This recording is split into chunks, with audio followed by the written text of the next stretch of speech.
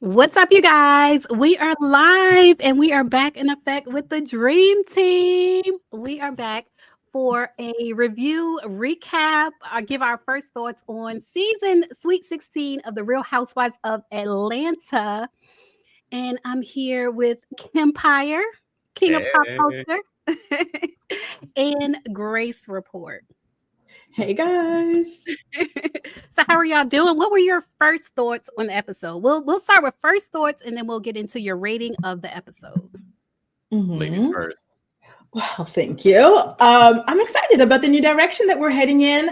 But I did notice that like the new girls had like a completely different vibe to the way that the housewives typically felt. I don't know what exactly it is. It's not super tangible, but there's just something about them that's a little bit different, although I do like them. And I was really excited to see Shamea's life as well.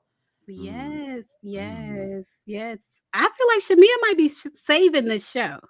I'm like, Shamea is saving the show. If I can get it out through my retainer, Shamea is saving the show. But what about you, Kempire? What were your first thoughts? I said I was going to come into this season with an open mind, open heart, and I still am. It's only the premiere episode, but I have to say, after watching it twice, I was kind of bored. Oh no! Yeah. No. And that's the thing. You would expect not to be bored because you're getting to know a lot of people and it's all new faces. And I'm not a Kenya stan like that, but seeing glimmers of Kenya there but still they're pulling back on her storyline because you know what happened. Yeah. It fell a little flat for me. Oh wow. Yeah. Well, I know the first episodes of a lot of seasons can fall flat. Like sometimes that's just how it is. So I can understand that. I did enjoy it though. The newbies, I do agree, they did have a different feel, and I'm trying to see if I like the feel or not. I'm not really sure yet. I have to see more of it. But as far as the episode, I did enjoy the episode. I was so excited for this episode. I'm still excited for the season Sweet 16. To me, of Real Housewives of Atlanta, one of my favorite shows. It's just exciting. So I love that we're here recapping the episode.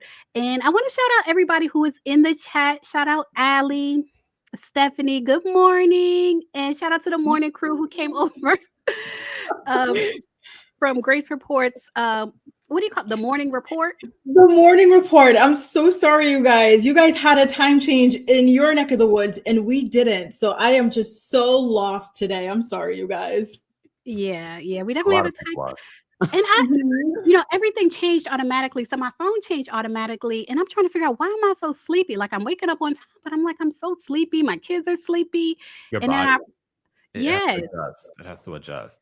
Yeah, I didn't realize until I got in the car because my car time didn't change, but my phone changed. And I was like, oh, that's right. It's daylight savings. That's why I'm so sleepy. Y'all get out this car, go to school. I mean, go home and take a nap.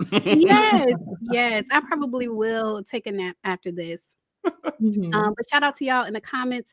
Tyler said, I haven't watched Atlanta in years. I'm giving it a chance this time around. I don't know what to make of it. Yeah. We will see. We will see. LaRonda said, I enjoyed it. Hey, Romel. Shout out to you, one of my moderators. Good morning, everyone. Did you guys find me yelled a lot? There was so much yelling in that episode. Like so much, whenever like in Housewives, the girls, they all meet each other like in a scene. It's like, hi, how are you? There was so much of that. I found myself like either muting or fast forwarding a lot because of that.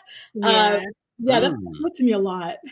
And then at the end, the last scene when they were like, we can't even hear each other. Like, that was a lot. But then that was a moment when they went upstairs to Shamea's lounge or what have you. That was a real moment. I was like, okay, Shamea, this is what the show has been missing. I love her home, the decor in her home. Like, I loved everything about it. Some people are not liking the newbies at all, but we'll get into it.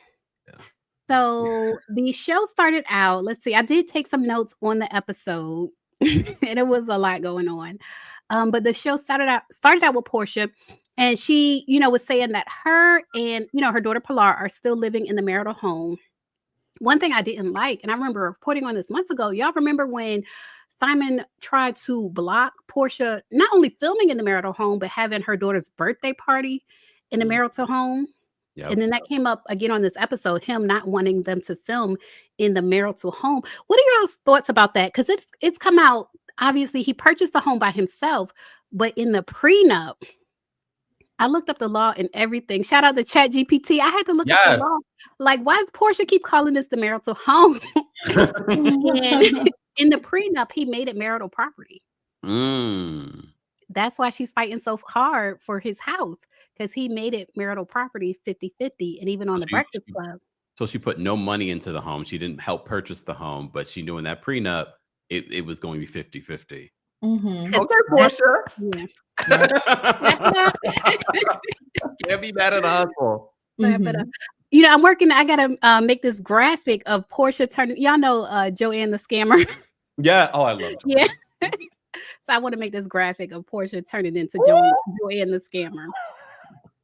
But as far as it being marital property, and what do y'all think about Simon making his home his premarital property? What do y'all think about him making it into marital property?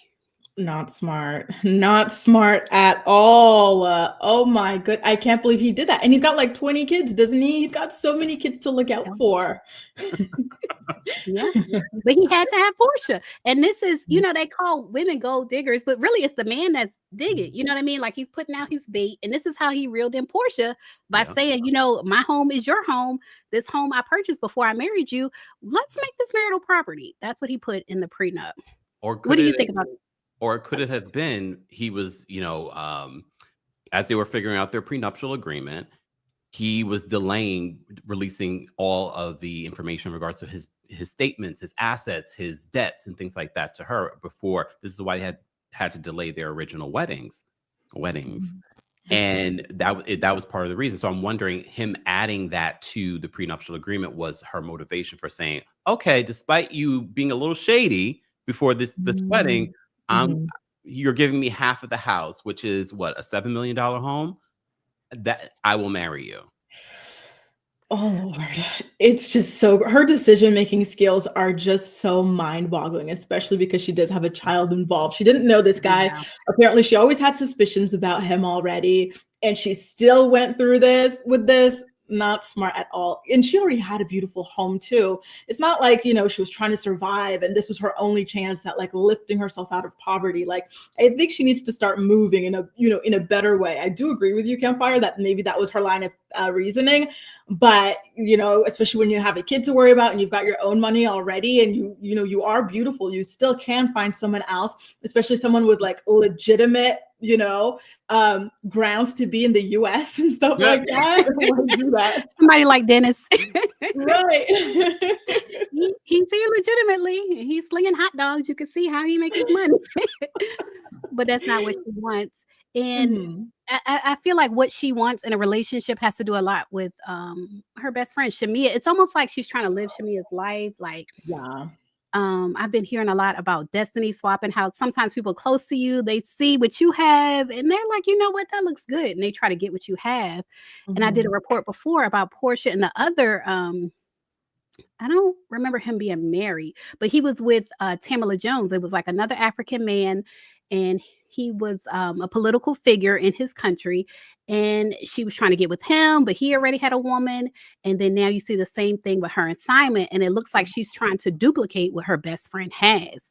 Yeah. But as far as her prenup, I see some people commented, Porsha should have known he did Fallon that way, he would do her that way. And I feel like that's why she got the prenup the way she did, because she was trying to avoid, you know, how he did that scene with Dennis and was like, you know, I just get the U-Haul and pack them up and roll them out. And even Dennis was like, wait a minute, like, you know, my child lives there. Like, what are we talking about? And so Porsha made sure that's not going to happen to her. So she got in the prenup where it's marital property. So Mia Moore said she owns 50% there. She should be able to film. Shout out to EHC Bunny. She said, kudos to Porsha for being proactive when making her prenup. But Alicia said, good job, P Money. Like, she did that on purpose to make sure she wasn't like the other women he's married, to where they get rolled out of the home. Yeah, she still has her old house, and she did film there. They said Cordell's prenup required Porsha to pay back everything she spent on her marital credit cards. He refused to pay her bills. So she learned her lesson. They say when you know better, you do better, right? When you know better, you do better. You do that much better, though. Right? She's trying. You guys, I don't know. She's trying. I really feel like she might pull this off. Like, I don't know. I feel like she might pull it off. She's pulling it off. Can she maintain it though? The house and everything? Like she's okay with like the price and everything? I don't know. And you know, on YouTube, how on your homepage it gives you videos you haven't subscribed to. And I keep seeing videos popping up about, you know, I bought this $1 million home, but I cannot maintain it. And I'm like, is this related to what I'm reading about Porsha? I don't think she wants to maintain it. I think what she wanted to do was to film the season, but she knows now that she has 50-50 stake in this house. He's going to have to sell it, and she's going to get what, $3.5 million? Well, maybe. She's going to get a couple million from the sale of it, and she didn't pay anything for it. Yeah. I mean, it's a wise business decision if somebody's going to let you do that. It's smart. Yeah. I can't hate. So it was automatic, the 50%. Like, there's no, we have to be married for a certain amount of time, because they were hardly married. They were married for what, a year? What was it? I want to say 15 months. Either it was 15. Y'all put in the comments. It was either 15 or 17. Yeah. Because I remember, maybe 17. Because someone was saying that she just missed the 18th month mark because she's not smart, like she can't follow a calendar, and so she was supposed to stay 18 months, but she accidentally, and this sounds like Porsha, she accidentally pulled the plug at 17 months because she can't count. Wow. Oh, Trent, look at you. What's up, Trent King? Thank you for the super chat.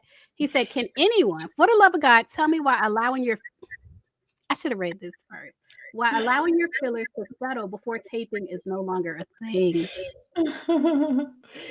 Is that one girl? I forgot her name. She's the one who came at like Porsha a little bit aggressively. Is that the one? One. Kelly. Kelly, right? But there were others. Yeah. Because Porsha obviously got new lip fillers. So I was thinking Porsha, but it could be anybody. Wow. True. Yeah.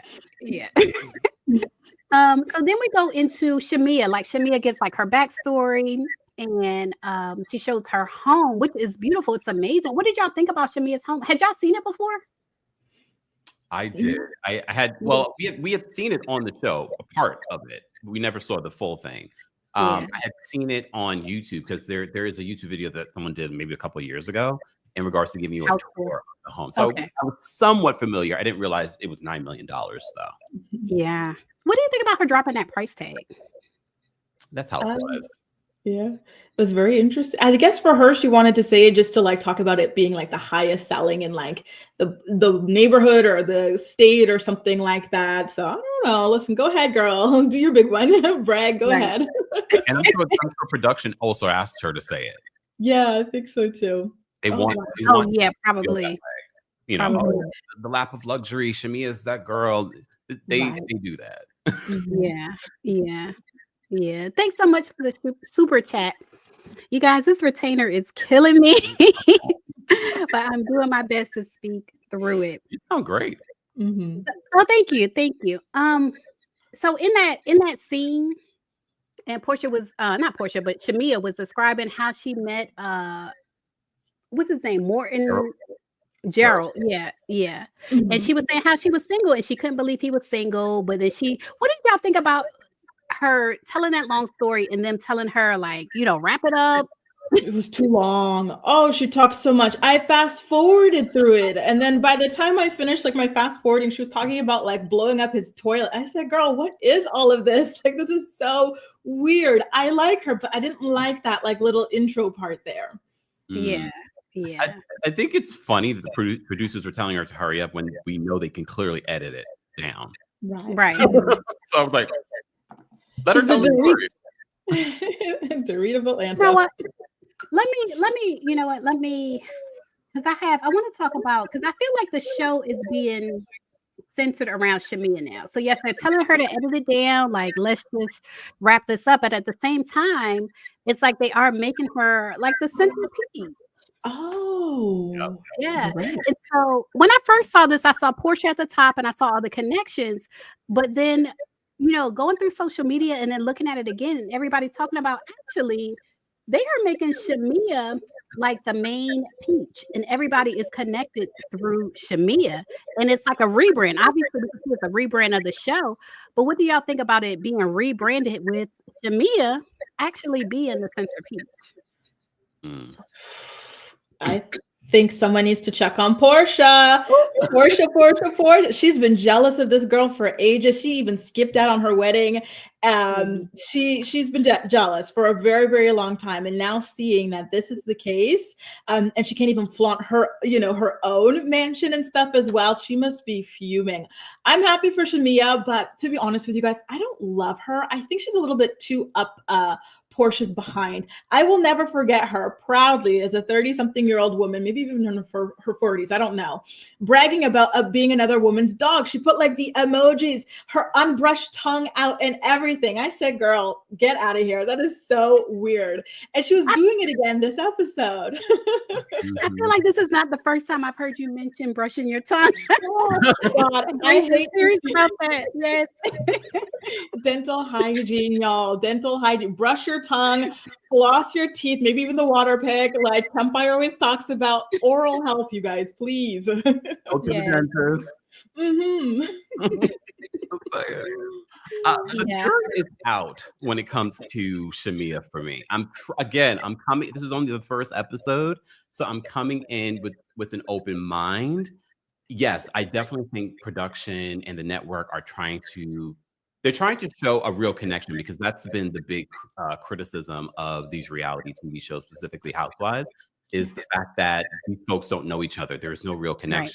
Right. So I felt like that was very intentional. Do I think that's real? That Shamea is really that connected to everyone? Probably acquaintance, but not necessarily deep friendships. And that is what people want. They want authentic connection. But I think his rollout before the episode premiere was intentional. Let's show these are the connections. And yes, I do think that they're trying to center everything around Shamea. I don't know if that is going to be great. Only time will tell based on the first episode. All right, so let's do this Wendy Williams style. Put a 1 in the chat if you think Shamea and Porsha's friendship is going to last through Shamea having a peak now and not being a sidekick.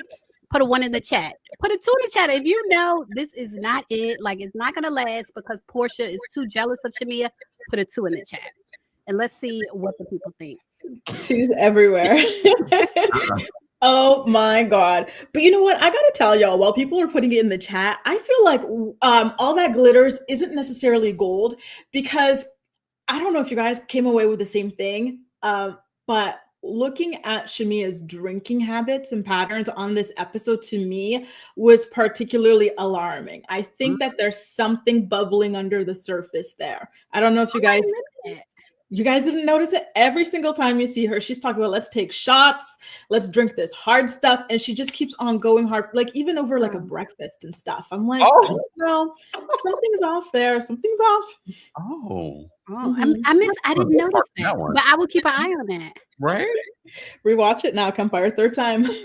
No, I definitely noticed the excessive drinking, but I'm not a drinker. So for me, anything y'all do is excessive if you drink. Oh God. So let's get into these numbers. Let's see what we see. And first, number 2 is not gonna last. No. Some people think it is gonna last. I feel like this regarding I think we might have some feedback. I do hear a little something. Is it me? I don't know. But regarding Porsha and Shamea's friendship, which I am going to replay Shamea's wedding, and Porsha was sick, and now we realize Porsha had a case of the can't takes, like she couldn't take Shamea's wedding. So I'm going to replay that on my channel. But I feel like Shamea purposely, like if you have all that, sometimes you might be like, well, how do I stay humble? And I think Shamea in a way is like, one of the ways I can stay humble is through supporting Porsha. Like, let me just stay her supporting friend. Let me just always be her supportive best friend. And maybe that can keep me humble. So I actually think they're going to stay friends, but only because Shamea is going to try to stay humble. But you know, it's actually a mix. I see a lot of ones, I see a lot of twos. I think they're already in a better place.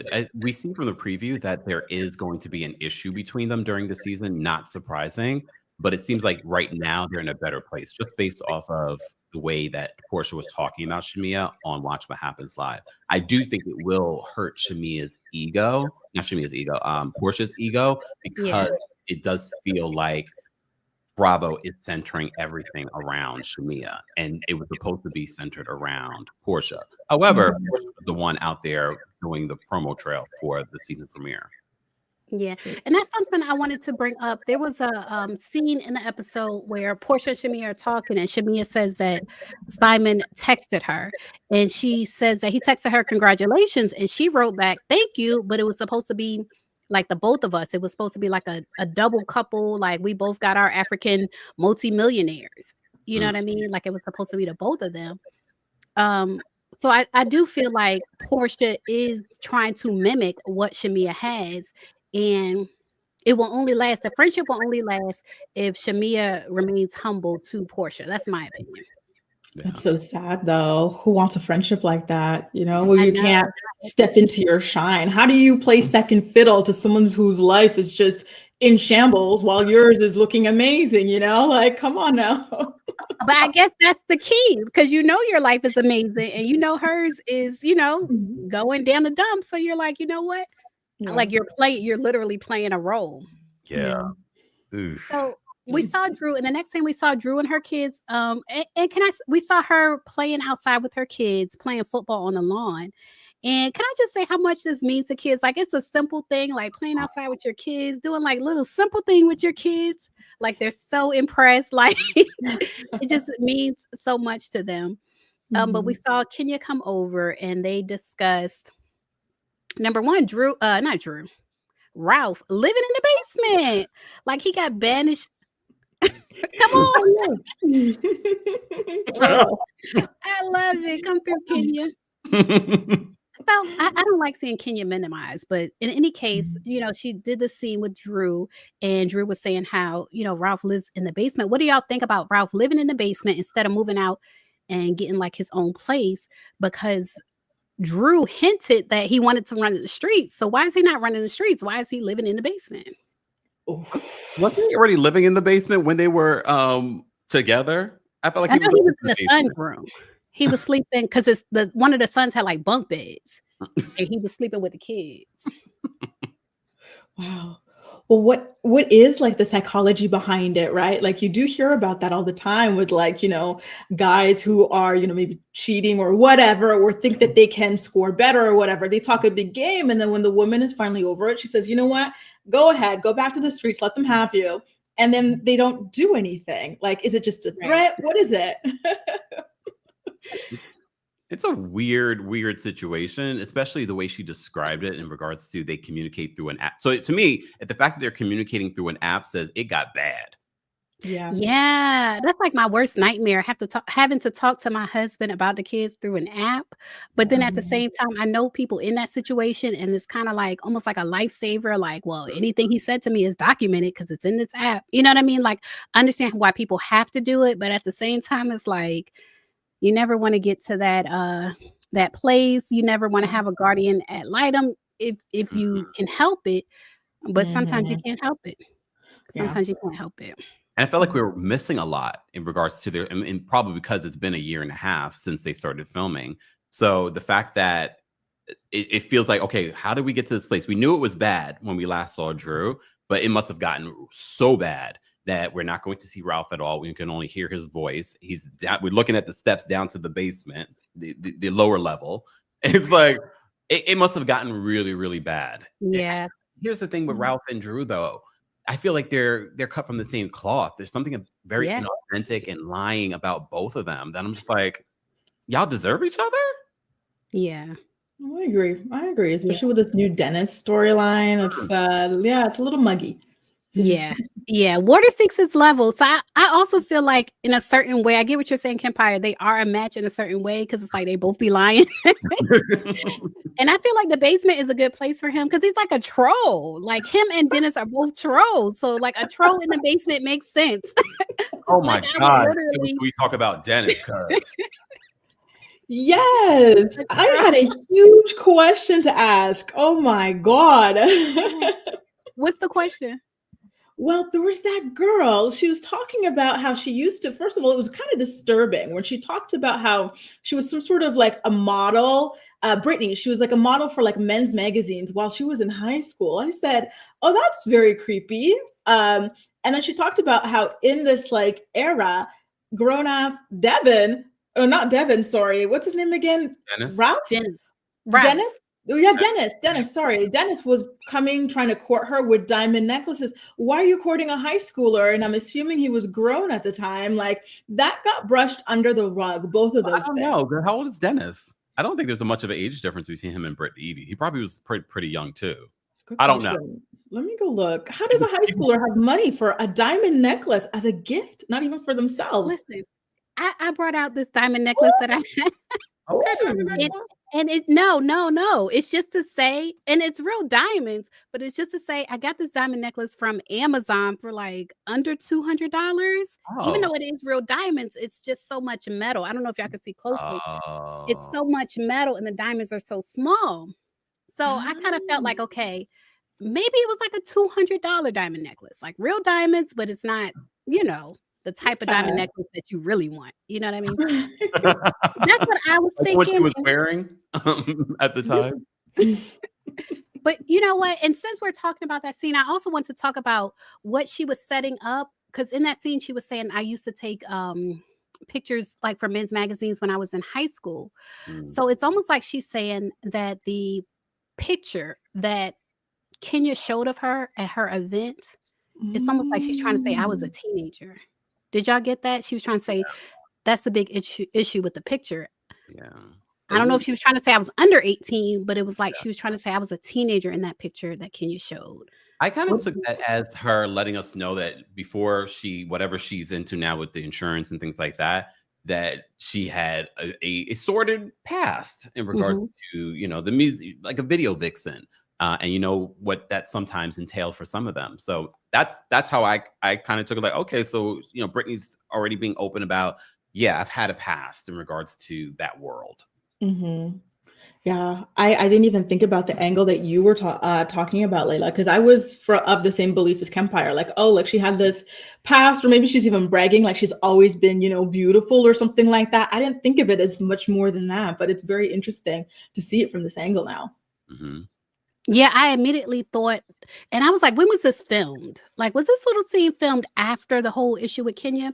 But I immediately thought, okay, that's the issue with Kenya. Like, even though on Bravo, people have said that other cast members have showed explicit photographs of other cast members before, and it seemed like production was involved. Like, production is always aware of what the people are doing. So it seemed like production was involved with what Kenya was doing.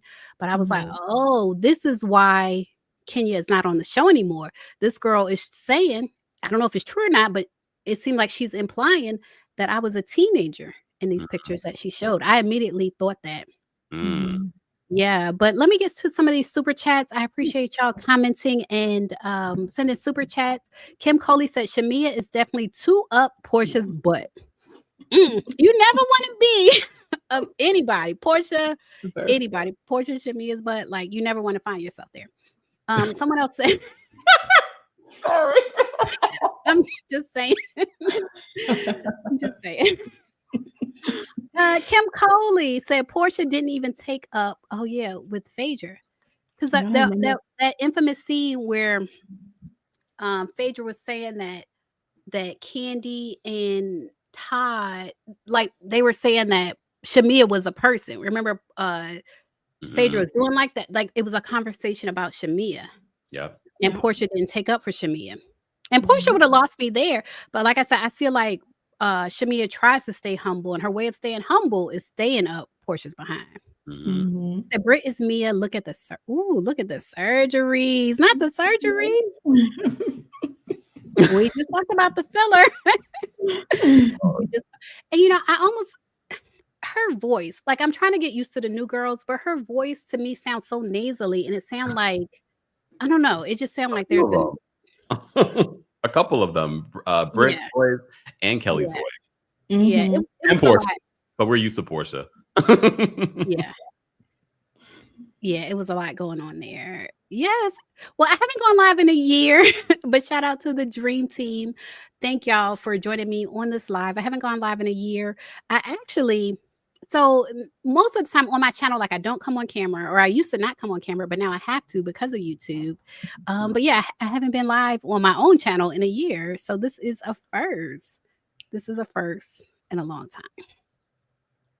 So on the episode, we also saw in that conversation with Kenya and Drew, Kenya was shading Flatline, and she was saying that she's not sure about Drew working with Dennis. What do y'all think about Drew? Like, it's so many producers in the world, but what do y'all think about her choosing Dennis to produce her album? Is it because they say Drew is like giving single black female? I can see why people say that. I can see why people would say that, but I think it's ironic because Porsha did the same to Fallon, and we see her doing it to Shamea. So I do think that this could be like a karma, sort of like, look at the energy that you're putting out towards other women, like, and here it is being put out towards you, sort of a deal. I think it was inevitable that this would happen with Drew. I don't know if you guys remember with Potomac. Candace had something similar. She wouldn't get into detail, but she said something similar about Drew. Sort of, instead of reaching out to her, she sort of went behind her back and started trying to work with people that Candace was working with. And Candace did not like that. So I immediately, I was like, oh, so Drew has a pattern of behavior. Does Porsha deserve it or not? And is this Porsha's karma? That's a whole other conversation. But that is what I was reminded of when Porsha had mentioned, like, Drew was sort of like kind of going behind her back and filming with her baby's father. And I do think on some level she could have reached out, especially when they show the receipts of the relationship between Porsha and Drew. It's sort of like, well, and I look, when it comes to Dennis being a producer, I think it started off as an in and the out, and then it turned into, oh, you do music? Oh, I do music too. So I don't think it was, oh, he does music in Atlanta and people respect him as a producer. I think it started out as, oh, we're hooking up. Oh, but you also do music. Oh, let me. You think they did hook up? Mm-hmm. You just casually dropped that. Sorry. That's a lot. That's a lot. You think they are hooking up? Well, that's desperate of her. But like you said, you know, is that not what Porsha deserves? Because Porsha did, yeah, she's single black female Fallon. And it all comes around. Karma is real, you guys. Karma is real. Don't you think it was funny though that Porsha was talking about karma in her very first scene? Yeah. I was like, oh, okay. She's so oblivious. Yeah. Always. She's always the victim in every situation. And it drives me up the wall. And she really genuinely believes this stuff too, which is just so insane. Oh. Yeah, it seems like she believes it. But I'm still, I don't know. I don't want to be fooled. Like, I'm working on not believing everything people say because their actions show differently. That's something I'm working on personally. So I don't want to be fooled by Porsha, you know, acting so dumb, like the dumb act, like it can't be real. But in another scene, we get introduced more to Kelly, and we see her throwing her daughter. Was it a 17th? I don't think it was 16th. I think it was her 17th birthday party with 17 gifts. Yeah. Yep. What did y'all think about the 17 designer purses? Like, was it too much? Was it okay? Like, what did y'all think? I thought it was cool. I like seeing, you know, like little black girls being spoiled and like, you know, in the lap of luxury and stuff like that. I would say though, like, I love the theme, like the tea party and stuff like that, but 17 designer bags was a lot. It was a lot. I feel like, I don't know, maybe she could have thrown something else in there too, because the thing about these bags is that they're great and everything, but like, you know, like anything else, you do kind of like tire of them eventually.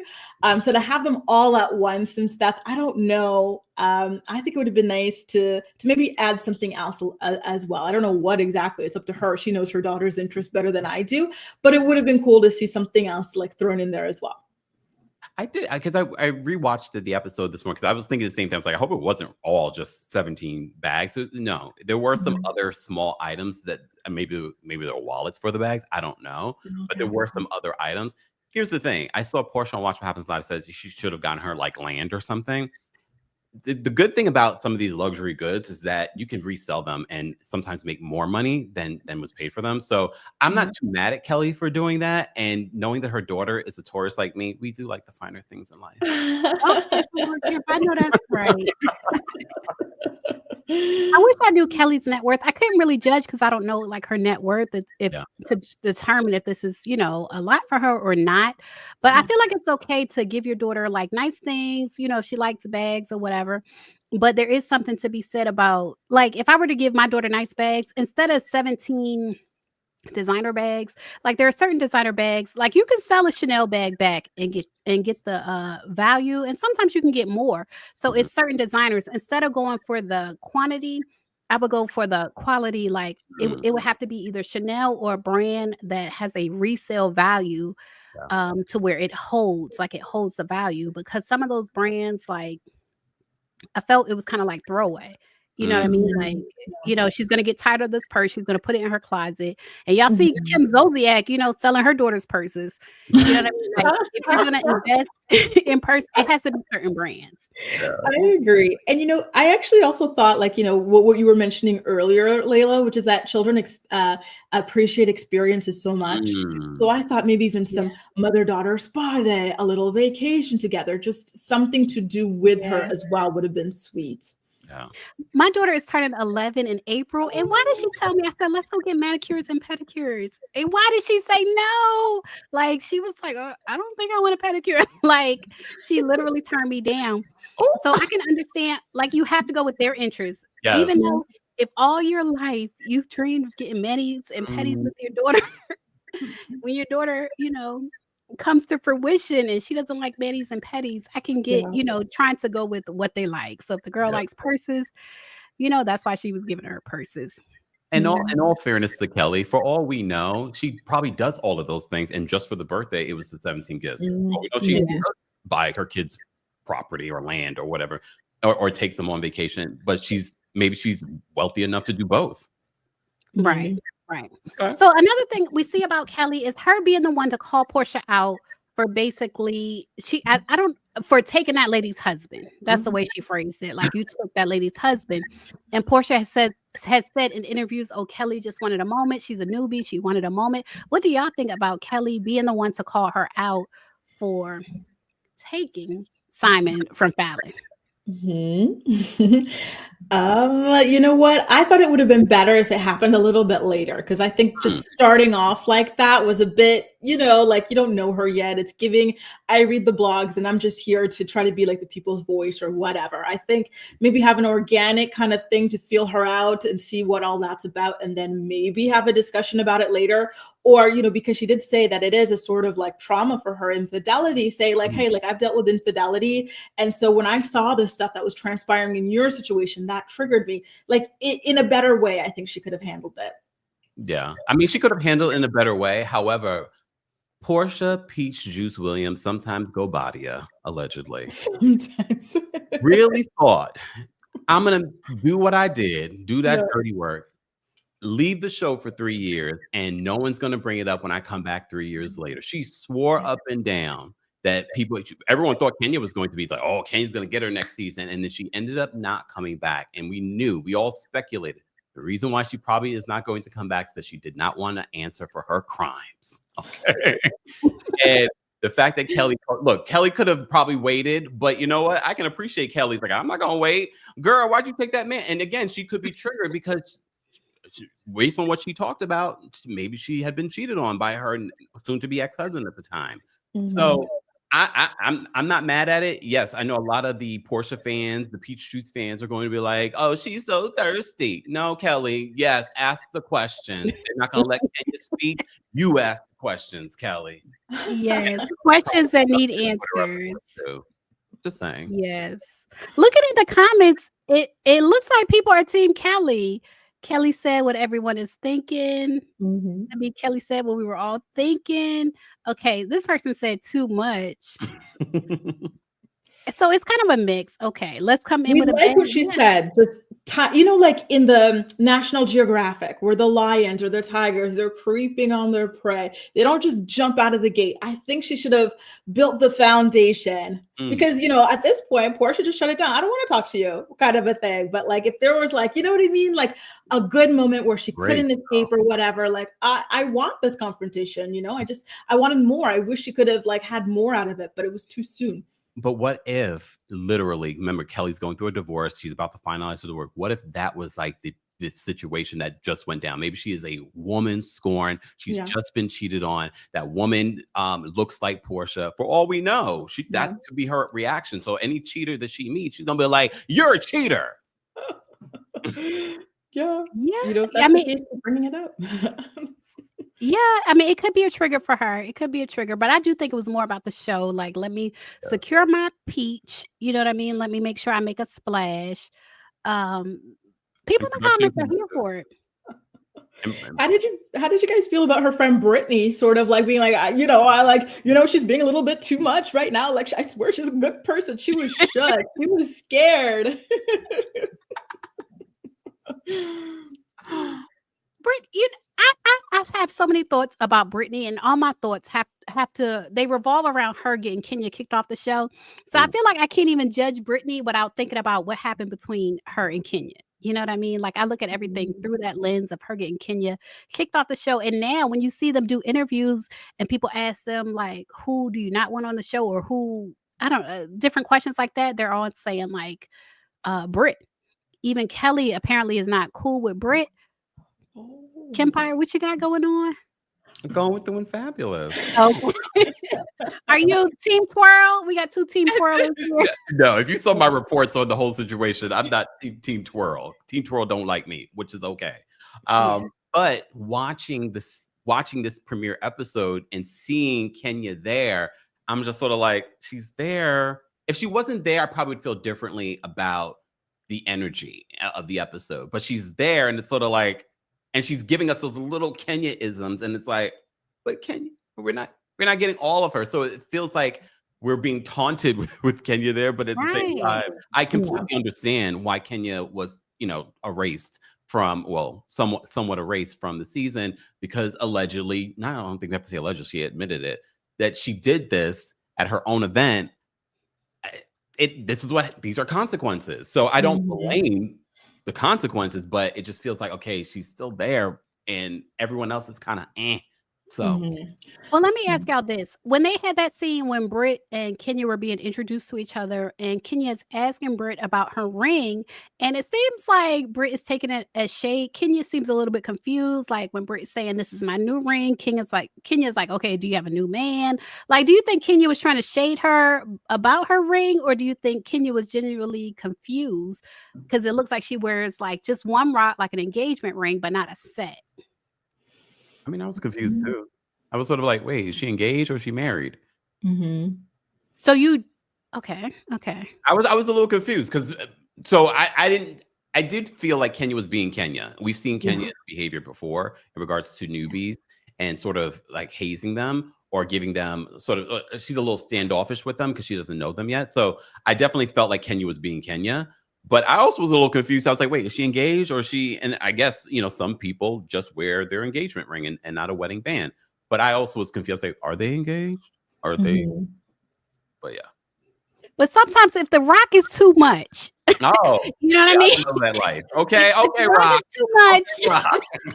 And you can't fit another ring on that finger. Like it doesn't look right together. I feel like people really do judge. Like if they see you with a single ring on your ring finger, they really do judge if you're married or not. And it seemed like that's what Kenya was doing. But what did you think, Grace? I thought she was hazing her, to be honest. It felt like maybe Brittany had made a comment about how like everybody was going through a divorce and she was married, and maybe that rubbed Kenya the wrong way. And so she kind of went in that direction. It felt a little bit like Mean Girl. I think she's like, to be honest, a very kind like she's exactly like Giselle Bryant, but less strategic. She's like a clumsy version, because I feel like she doesn't like to see people living a life that she felt like she should have been living. And so she'll kind of try to make you feel bad or attack you or this or that. But Kenya takes things, to a level where it ends with her getting fired. She's not strategic enough about it. So you said Kenya and Porsha have that in common. They see somebody living a life that they feel they should be living. Because I feel like Porsha thinks she should be living Shamea's life. So they throw a little shade because they feel like that should be their life.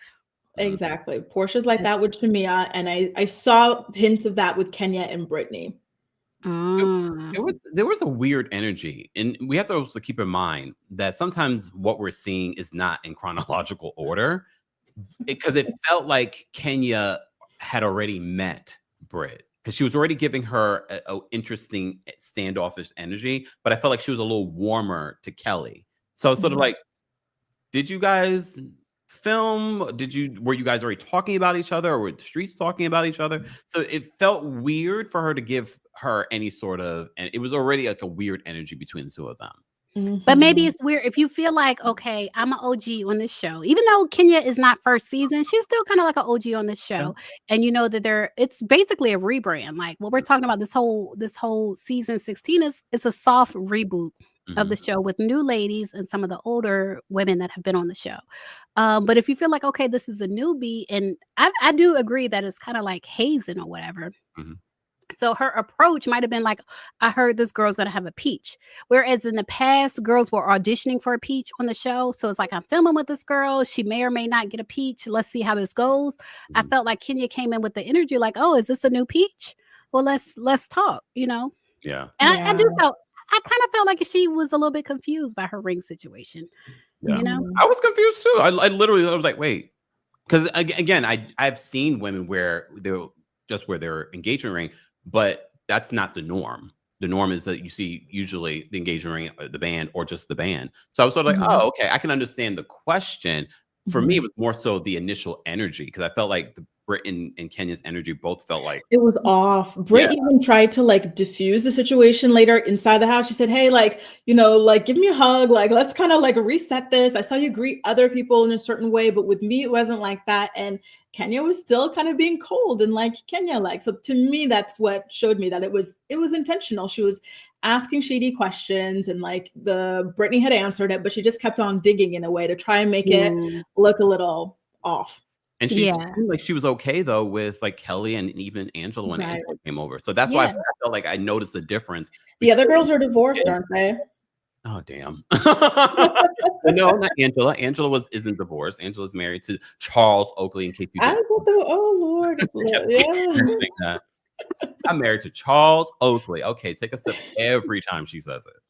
Okay. Respect on his name. They don't have to. You still can't go in Madison Square Garden.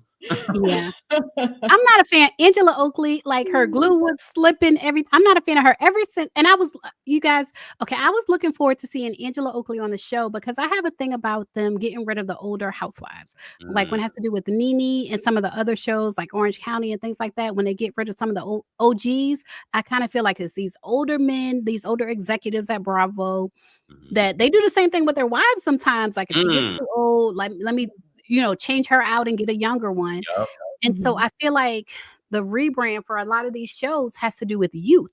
Because they want to hit that 18 to 49 demographic. Yep. And so I feel like that's why a lot of the older housewives are pushed out of the show. And so with Angela Oakley, she seems to be a woman of a particular age. So I was like, okay, it's not just a youthful rebrand. No, they're just bringing them new people in general, even people of a particular age. So I was looking forward to seeing her on the show. Even though her social media is not like a lot going on, like it's hard to research her, I was looking forward to seeing her on the show, because I was like, okay, this is someone who could have been on the old Housewives. Like she fits in with the other cast members. I agree with that. But she let me down. She let me down. When she called Shamea, because she called Shamea Flavor Flav. And I just felt like comparing a man, a woman, a Black woman to a man. You lost me, girl. I was in your corner, girl. I was ready to make videos about you, digging you up. I mean, we have to keep in mind, we only saw a clip of that. We haven't seen the full everything. Did you? She said, I saw it. Damn. Yeah. So let me ask her, what did y'all think about her? Because she's saying that, Shamea was playing like lapdog to Porsha, and she says Shamea said something about her nose, like your 99 nose, I think referring to 1999. And then she says something and she calls her Flavor Flav. What were y'all's reactions to that? Again, that's a trailer. I have to see every episode maybe leading up to that, because who knows what was left on the cutting room floor? Who knows what was said in these next episodes? I'm not going to base my opinion on any of them until I see more episodes. So in the moment, I was like, what? I'm like, okay, because who knows? Today they might be the best of friends. Why am I going to get mad if they're cool now?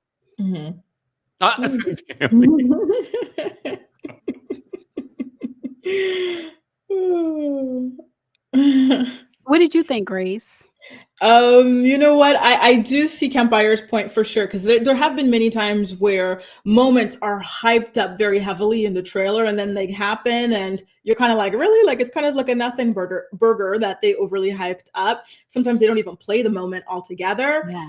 But I am also in the same line of thinking as you are, Layla, which is that I can't stand when, Black women, especially dark-skinned Black women, are compared to men. I could never, get behind that at all either. And so I'm looking forward to seeing how that ultimately ends up panning out, why they fall out, because so far, she seems like a very chill lady, and as does Shamea. So I'm wondering what it is that they actually fall out over.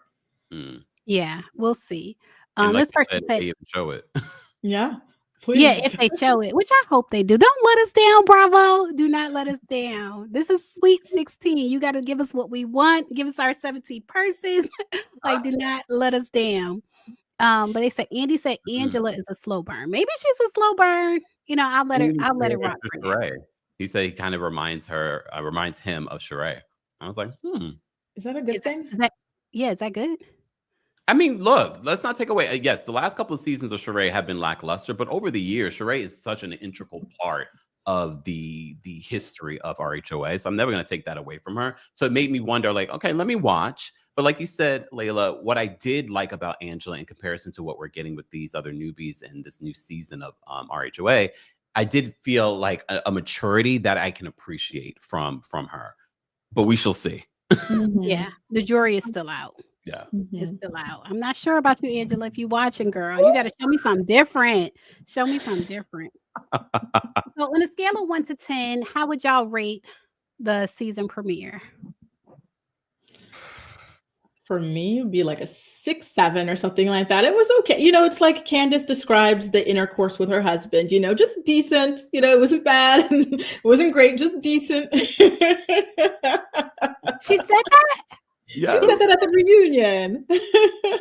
Oh my God. I would give it a 6.5.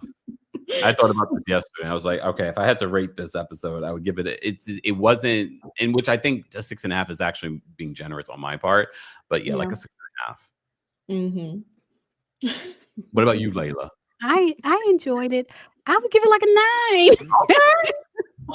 Wow. Yes, I enjoyed it. I wanted to say it with your full chest.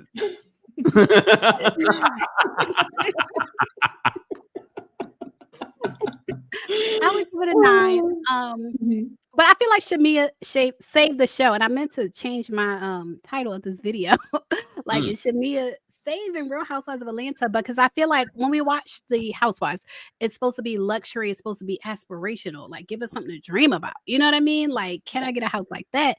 And I feel like Shamea was giving it to us, with her and her husband's home. Yeah. So for that reason, I would give it a 9. But we can't leave without talking about, because one of the last scenes we saw was Porsha walking in on the moment where Shamea was receiving a brand new Rolls Royce McLaren. Is it McLaren? No, it was what was it? Oh, sorry, with a C. Cullinan?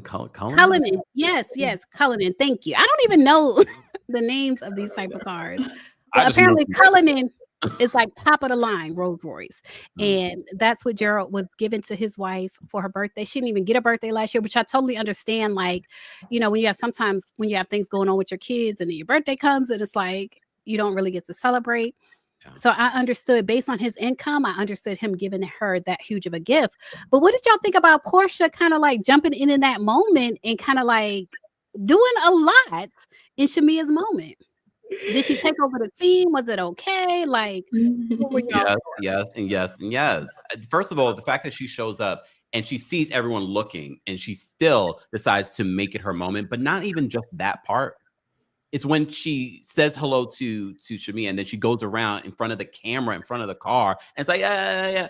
And I was like, this is not about you. This seems so cringe. Yeah. I completely agree. She does not like that girl. It is convenient for her to be friends with Shamea, especially because now she's, back on the market, and Shamea and her husband are very connected and she's hoping to find a new suitor. She does not actually like that girl. And it You better shows. preach, Grace. Right. Shamea still got to connect. Right. Oh That's God, what it's all about. She's a user, and that's all she's there for.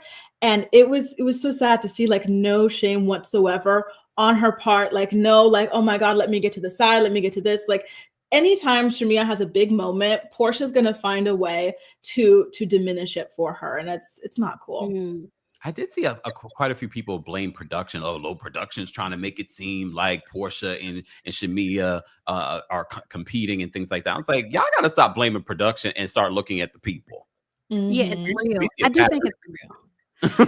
Okay, what I will say about production, because Porsha was saying she was filming at her home in Duluth, and then she came to Shamea's home, and it was a lot of traffic. I do feel like she should have left earlier. Like, if you know Atlanta traffic and I need to leave 2 hours beforehand to get there, you should have made sure to leave 2 hours beforehand. But the part in production is, I think Porsha is used to production waiting for her to arrive before filming.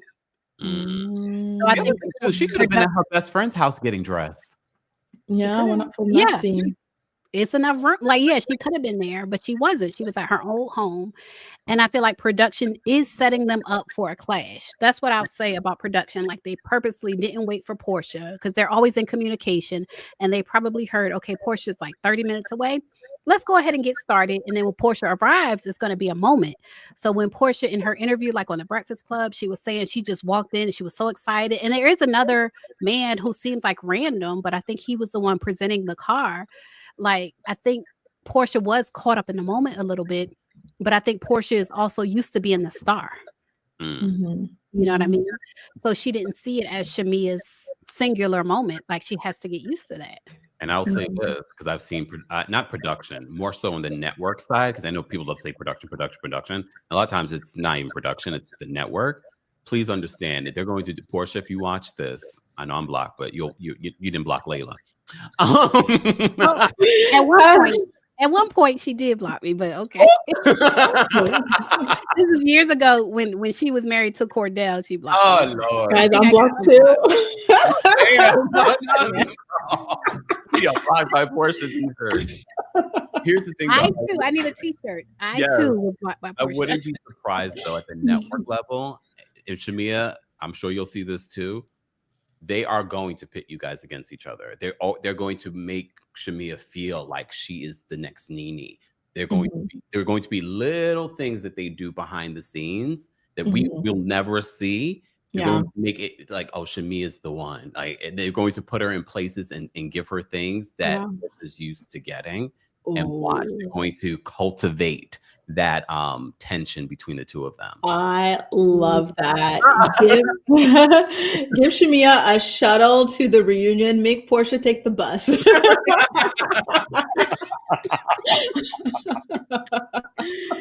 Yes, I can see. I love that word cultivate. Yes, they are going to cultivate. And I think that's what the season is going to end up being about. I feel like it started with friendship. Like, it was supposed to be Kenya and Porsha, like frenemies coming back.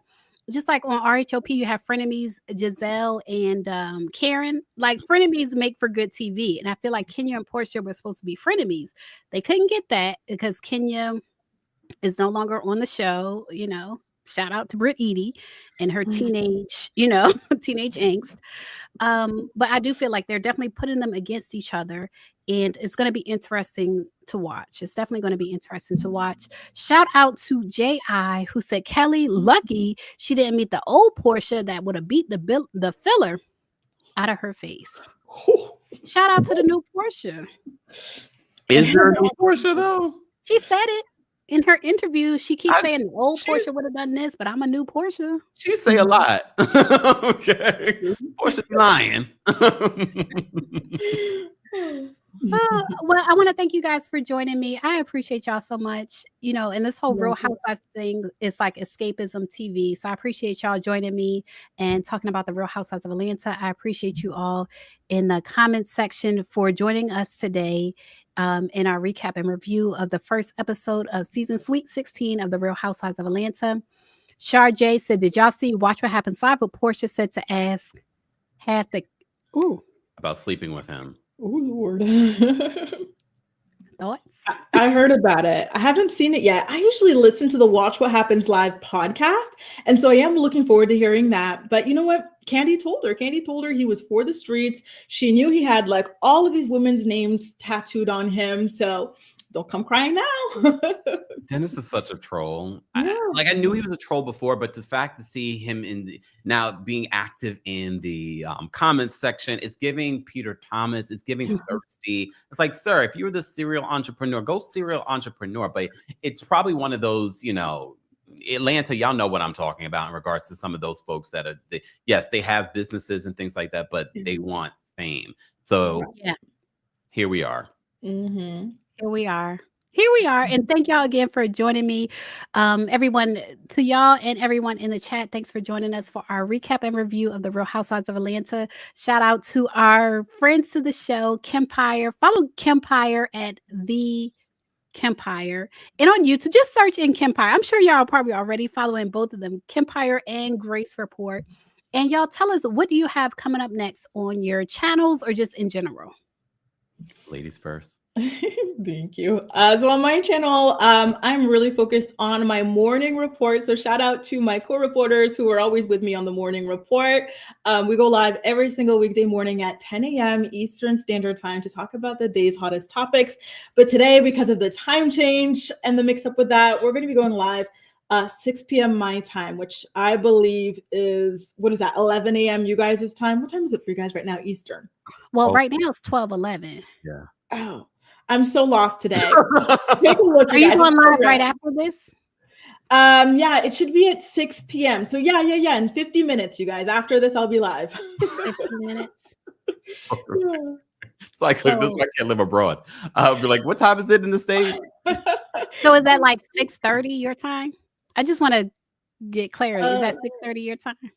So like right now, wait, hang on. Right now it's noon. It's noon Eastern, apparently. So at 1 Eastern, let's say. There you go. 1 Eastern. 1 Eastern. Okay. Yeah. 1 Eastern in 48 minutes. Okay. And I'm going to be there. 48 minutes. We're going to go for the morning report on Grace's channel. And then Kempire, what do you have going on? I just launched this Apple subscription called Club Kempire. That's where I'm currently recapping The White Lotus. I just dropped the Traitors season 3 finale and reunion recap. So it's like a new little club thing where I'm going to spill tea, but also recap certain shows that I don't talk about that's outside of what I normally recap. So we've launched that. And of course, follow me everywhere, Kempire. Okay. We got to get links. I can post the links. But thank you too for joining me. And thank you. Shout out to everybody in the chat. I appreciate your support. And everyone, I hope you have a happy Monday. Bye, you guys.